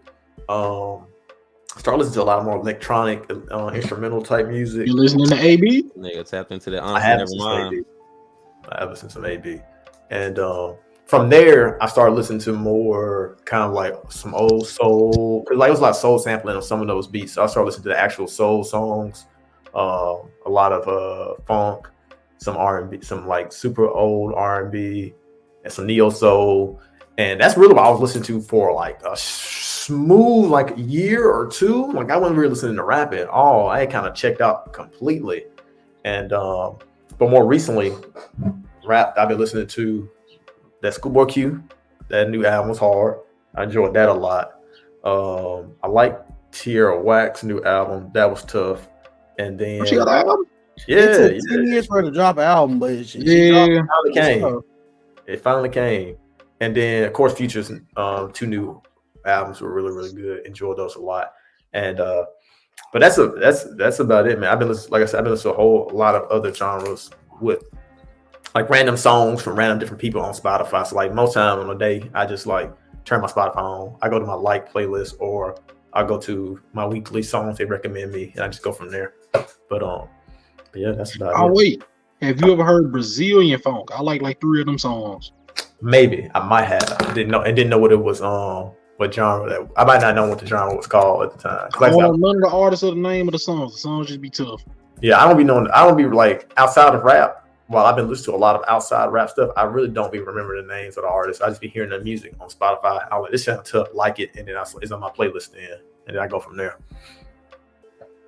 Jordan, before it's all said and done, I'm gonna put you on Arena Sawayama, man. Generational. Please listen to him. Generational artists. Arena. Any genre. I'm gonna put you on, man. How you spell it? It is exactly how it sounds. Just A. RINA. Okay, I just. I can't spell the other one. I'm about to say, I don't know how to spell that last name. Sawa. Yeah, like SAWA. It is exactly how it sounds. But generational artists. Perhaps I was too tough on the UK. I'm not cool with Delon. I really gotta respect it because you were on the Flo Milli bandwagon way before everybody else was. Sure. I remember that. I won't let that be forgotten. Oh, I saw Flo Milli live last year. Flo Milli came to Boston, literally across the street. Saw Flo Milli live. Great experience. Terrible packed room, but great experience. She was also there with Leo, Monoleo. Oh, okay. Tough too. Women's rap is in a better place than it was last time we did this podcast. Absolutely. Yeah. Oh, dramatically. I think we were like, I know we do the whole like our own freshman list. And I think we were talking about, it was like Flo Milli was on that list. Doja Cat was on that list. That's when both of them were starting to bubble, and I think there was somebody else on that list at that time. We were starting to talk about, like, I think we did a whole segment on like, hey, is female rap starting? Like, are we entering a new age of female rap? And then this shit takes off like in a time that we aren't actually recording. Yeah, they've been it's been tough. They really have been the stars of hip hop for like the past couple of years. To be real, I think like the last 2 years I listened more. Actually, then probably 2, but I think I definitely listen to more women rappers. Per different amount of artists in my phone, I listen to more women rappers than men. Yes, like the men hadn't. To be honest with the men, hadn't really woken up or like seemed inspired until like that. And now everybody and their mama want to get in the booth and rap and go at each other heads and throats and all that stuff. Like, Thank God. Yeah, thank God. Also, and I just saw watch Nicki and Meg go with it for 2 days. That's about Meg has gotten better because Meg was hot. Remember when Meg and the Baby dropped? Meg was hot, and then Meg had a real streak. Meg has gotten better again since then. She back. I'm very happy about that because they're looking real scared. Because we said the next generation is going to be Doja and Meg, and then Meg immediately fell off. Yep. Skill wise, or I mean, granted, you know, she had personal stuff going on, little. Personal stuff. Plus, she was also trying to get her pop back, and that just didn't work. That just didn't. Remember, don't rock me to sleep. I do. Unfortunately. But yeah, she's definitely gotten better. All right. Wait. Follow up chord. There are 5 members, and I retract my statement of the DeBarge family. There were 5 in the group at its largest point. It was primarily 4, then the 5th that was added. And on top of that, L is not for thee. They are not Spanish. They are American. Huh? And L is short for Eldra, apparently. I do apologize. I thought they was Puerto Rican my whole life. I ain't gonna hold you. I thought it was something like that. I don't know. Let's see. It still might be, but apparently L does not mean the DeBarge. But what, they Creole or something? They just Devin Booker. Devin Booker. Can't look at a little Hispanic. They just like this is like it grazed them, like ancestry grazed them a little bit. Oh man. How y'all feel about the Nicki Meg beef?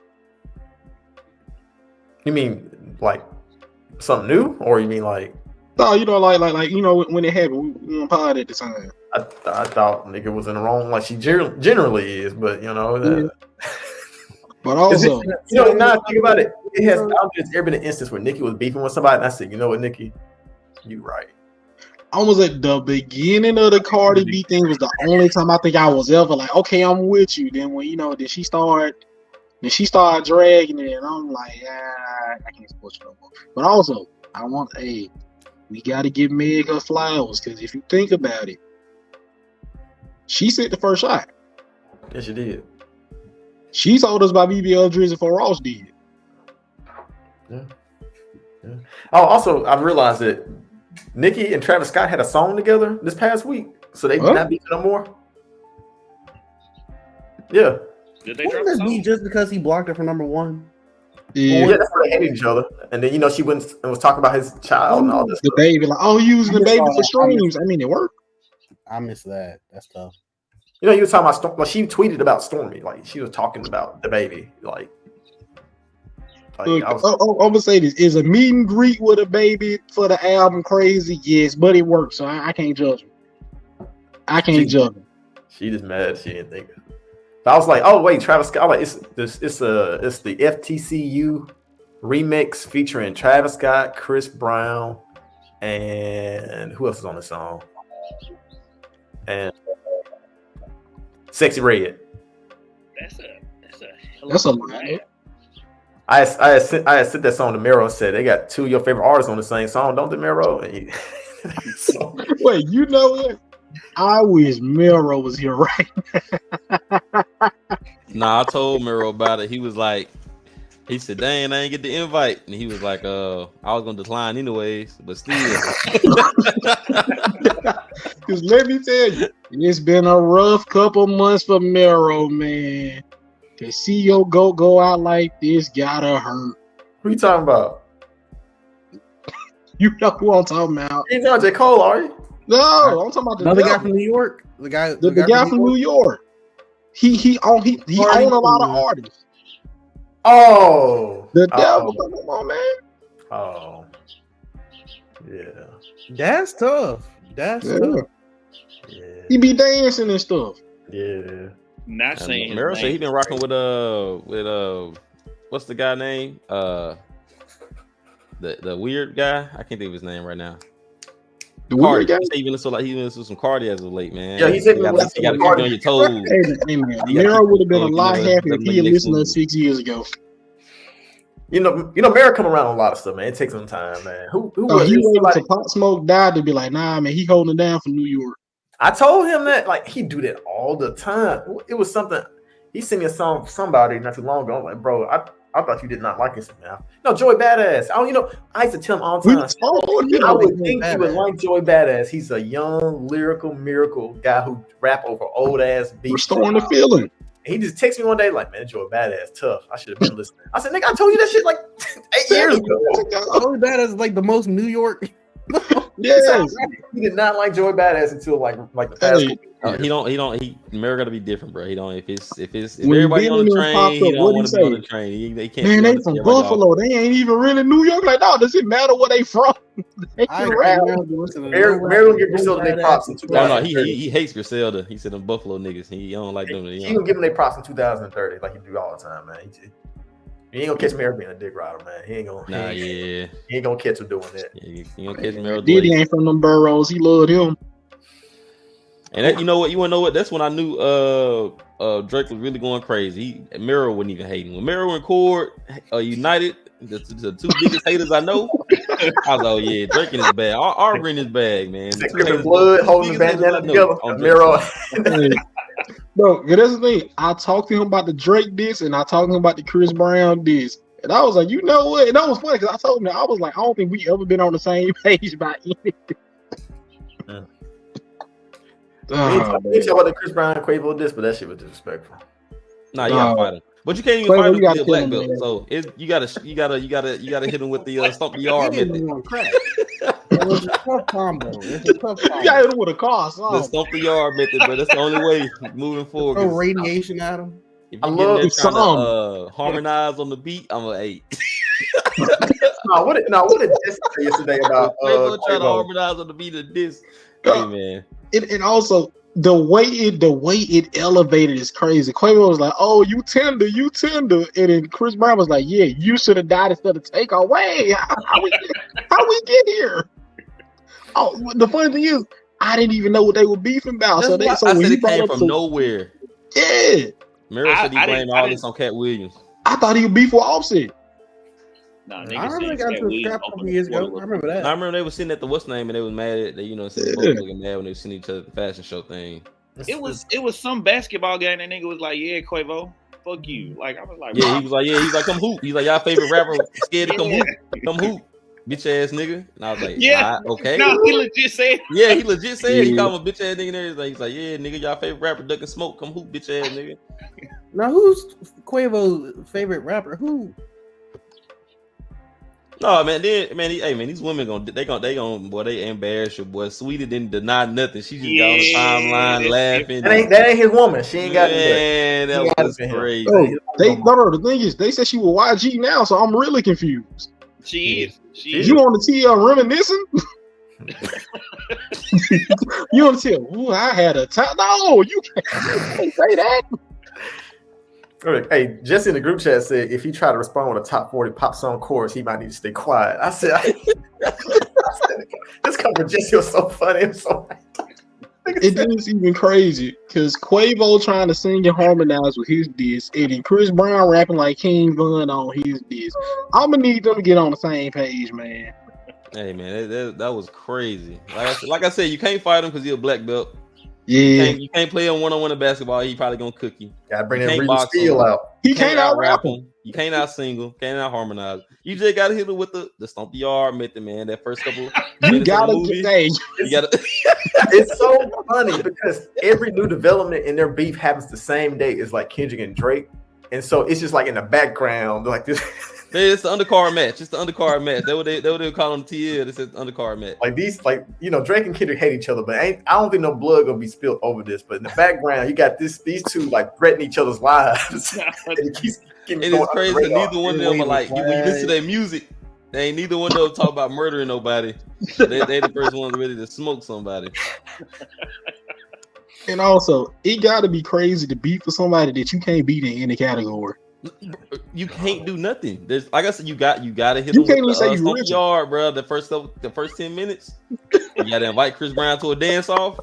You got to catch him in the rain You and got to bring the parking lot. tool, bro. You got to bring the tool with you. You know what I'm saying? When you lose, catch them outside by the train tracks, man. It's the only way you can do it. Lose the battle to win the war. Yeah. That man started to diss off saying, "I'm dripped in red." I said, "Nah." Man, y'all remember that? Man, that man is down trip. Y'all remember the beginning of Space Jam when the Monstars came out and they was beating the Looney Tunes and it was like kind of one sided, isn't it? that's how I feel right now. It's 100% how I feel. Quavo don't respond, man. He gotta ignore it, bro. He gotta ignore him like the rest of the world do when he drop music, man. He gotta do some philanthropy, bro. He gotta start like building homes for the homeless and stuff like that. Like take this, you know what I'm saying? He gotta get the right game all together. That shit got man.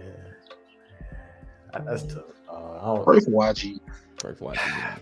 Pray for everybody, man. Everybody needs a spiritual healing going on. It's Cat Williams' fault, man. I'm telling you. It really is. Cause this is the thing, man. When he said it was the year of exposure, I thought he meant for like not black people. I thought he meant for like every other celebrity. Hey, it's going down. So we only have one more topic really planned for the day, and that was to talk about can the Clippers and Bucks withstand their first round injuries. So we'll start with the Clippers first. Kawhi's been gone since like the last 10 to 12 games of the regular season. Yeah. Some inflammation in his knee that was surgically repaired. The Clippers were scared to give updates on it and like give us let's really know what's going on. But the GM Lawrence Frank came out and pretty much said he got some inflammation. He's been working to get it down for all this time. He's been having difficulty doing it. Nothing is torn or anything of that nature, but the swelling and inflammation and pain just won't initially. It's being very stubborn and won't go away. I think as of like Saturday, they say he got shots up, but he didn't take any contact, and that was Saturday. Yeah. So he more than likely is not going to play today. They haven't listed as questionable. More like going to play today since he didn't take contact yesterday. And honestly, if he wasn't taking contact yesterday, if he were to take contact today, then go full 5v5 Monday, it would be pushing it for him to be back on Tuesday. Cord, how do you feel about the Clippers' chances knowing that Kawhi's injury might keep him out of games 1 and maybe 2? I will say this: the Clippers still have a chance of winning, but Jesus Christ, Luka is gonna have his way. Luka is gonna have his way. Look, I say, look, when you look at them series, Luka will do his thing in the first 3 quarters. The game will be close. And then when they would get to the fourth, Kawhi would get on him, and then the rest will be history. Who is gonna take that challenge now? You can't forget about consistent man. Consistent man gonna come through, get that 24-25, shoot about 45% from the field, knock down some big threes. You know what I'm saying? And what that be? Young Kyrie, man. Consistent man. Consistent man? Consistent man right there, man, all year. And that's how what consistent he is. You didn't know he was that consistent. I guess the first two rounds, it was Luka Porzingis the first time, then it was Luka Brunson the second time. Now it's Kyrie though. Kyrie better than the other two for sure. Yeah. Kyrie not better than Brunson now, but he was better than what Brunson was then. Yeah. Yeah. So James Harden, save us. I put my hands up. James Harden, save us, please. Please, James Harden, please. Oh, those are the words that are coming out of your mouth. Please. Back to the Brunson thing right quickly. The one thing that I hate, the narrative that I hate to see pushed is when everybody is like, Luka ain't got no help. Luka ain't never had no help. And then people be like, but he had Brunson, and look at what Brunson doing now. He had KP, look at what KP is doing. But it's like, first of all, Brunson could not coexist with Luka in the way that he plays now. the way the version of Brunson that he is does not coexist with Luka on the court. I don't think personally. But is that? But then on top of it, I mean, it's just like I said, I hate when these narratives are pushed that people had these players, and now that they had these players, and the players are doing well, it's like, oh, you had this person on your team, you couldn't do it. But a lot of times it's about fit. So that was just going back to that. And also, I gotta do a throwback for this because even if you go back to the first series, I think the Porzingis was cooking, and I think if he didn't get hurt, I think the Mavs would have won that first series against the Clippers. Yeah, he was playing really well, and like we didn't have an answer for him at first, and then he went down, and then the rest was history. And then but now people like Luka so much. Now they turn into he was cooking. It was just him. And I'm like, no, like he had guys there, and also the Mavericks weren't missing no threes in them series. In game 2, no, the second series. Jay was hitting Tim Hardaway Jr., Dory, Finney-Smith. They shot a combined like 70% from 3 for like 3 games, and that's why they went up on us. Like the Clippers lost all their home games except for the last one because they would not miss from 3. Yeah. So he ain't on the court by himself. Like he always got people with him. It just seems that people look at his numbers and they go, "Oh, it's just him. He got 40, 12, and 9." Oh. And also because he dominates the ball the entire time. Every possession ends with him, but that's because that's what he wants. You know, White Harden. Yeah, but I think he's kind of learned. That's why he's like saying Kyrie Batman, saying stuff that he don't really believe, that type of shit. Just to make Kyrie's he's used to playing with somebody like that, and he's one of those low maintenance stars that don't need necessarily to be super duper ball dominant. So he's a great complimentary piece. And I'm happy he finally realized that. You know what I'm saying? Number 2, be a Robin. Yeah, nothing's wrong. Nothing wrong being a Robin. Nothing wrong being a Robin. We got We ain't calling I like the Mavs. I watched them a couple times since I moved out here to Dallas, and they look good. I like the PJ Washington edition. I like that they finally actually have a big and don't have a 6'8", 6'9" whatever his name, Dwight Powell. Trying to guard 7 footers. You know what I'm saying? That'll definitely help him out. And I don't know, Jordan. Russell Westbrook. He step up when when there's nobody on the court with him, when everybody's hurt, and it's just him and his show. You know what I'm saying? He plays pretty well. So I think y'all will definitely be competitive. I don't think it's just gonna be. It depends, man. Because I'm gonna tell you what, Paul George showed me who he really is this season. Well, technically, he showed me last season who he really was. Because I would say in the last season, man, just get PG out of here, let Kawhi go. Let's just start being bad for the next 5 years, and then we'll just see what happens in 2031 or some shit. Like, I don't know. You can't do that. Not when Shay's looking the way he's looking, bro. I'm like, you can't do it. Like, I was saying PG from school. Thank God they ain't listen to me. I hear you, but like being mediocre for just 5 to 6 years don't really do nothing for you. That's why I was talking to K Richard like, man, Julius Randle, man, what's up? You want PG? We'll take Julius Randle. That's how low I was on PG last year. That's how low I was on PG to start this upcoming season. And even after this season has started, I've realized PG can't be a number 2 anymore. He can't. He does not have the talent or the mentality to be a number 2 anymore. And that was before the season started. And even after this season started, I have been validated in that when Harden came into the team and was immediately the second best player on the team, they were losing games. They started 0-6 because PG hadn't quite figured out that he needed to defer to Harden. When they started deferring to Harden became number 2. That's when we went on that crazy win streak. So like at this stage, PG at best can be your number 3.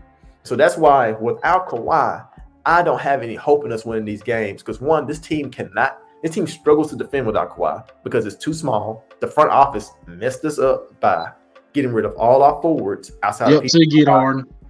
So, and also not even playing the young guys that we got that can play the forward spot.